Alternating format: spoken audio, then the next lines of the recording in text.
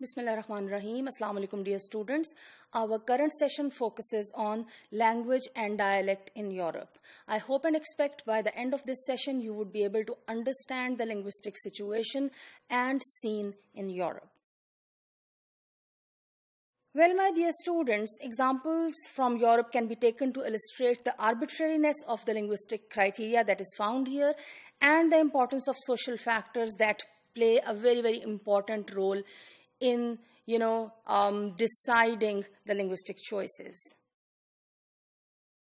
If we focus on certain cases as examples, some classical cases are the West Romance and Germanic dialect continua. The West Romance dialect continuum stretches through rural communities from the Atlantic coast of France through Italy, Spain, and Portugal. When it comes to how far people of these areas understand each other, what is the level of mutual intelligibility? Well, I would say mutual intelligibility exists between adjacent villages.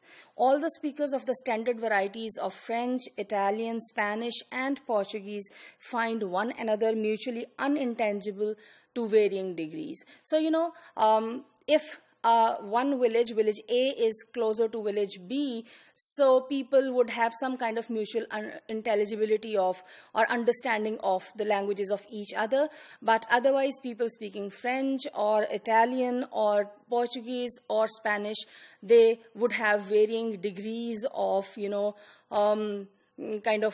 distinction amongst their languages, and understanding on the mutual level would be very less. Degree of mutual intelligibility is greatly affected by the extent of social and other kinds of contacts.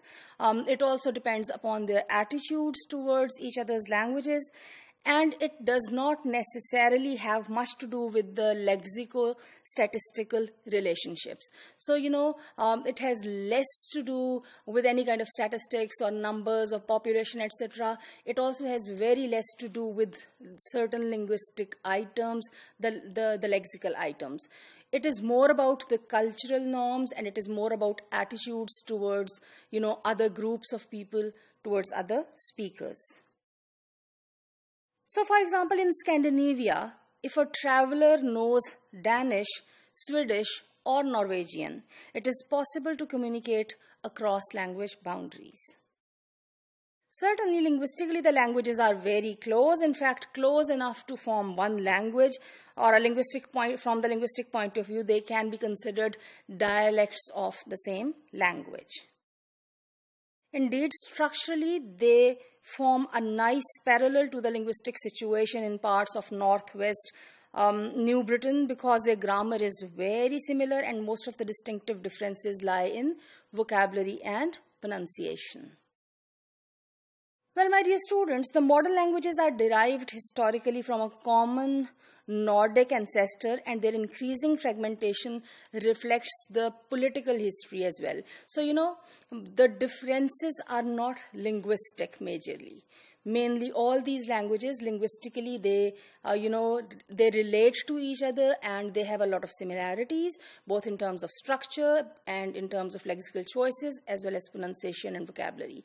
But there are a lot of differences in, pronunciation and in the writing style, etc., which have emerged as a result of a political influence. So, political reasons have played a very significant role to give them the status of separate languages. Each of these has the status of standard language. In fact, by 1700, Swedish and Danish standards were firmly established, but Norway was still under Danish rule. When these languages were standardized, differences between them were consciously exaggerated for political reasons to, create certain political and state identities. So, for example, before 1906, all three languages wrote the word which means what unphonetically as, if you look at the screen, vad, HVAD, as it is shown on the screen. Now only Danish language does it. Swedish spells it differently as vad, as you can see on the screen, and also Norwegian language spells it differently, writes it differently, that is with the spellings HVA. Thus, these orthographic differences now disguise what is the similar pronunciation. So, the pronunciation is similar, but the writing style, the orthography is differentiated, and the purpose is to create certain political identities.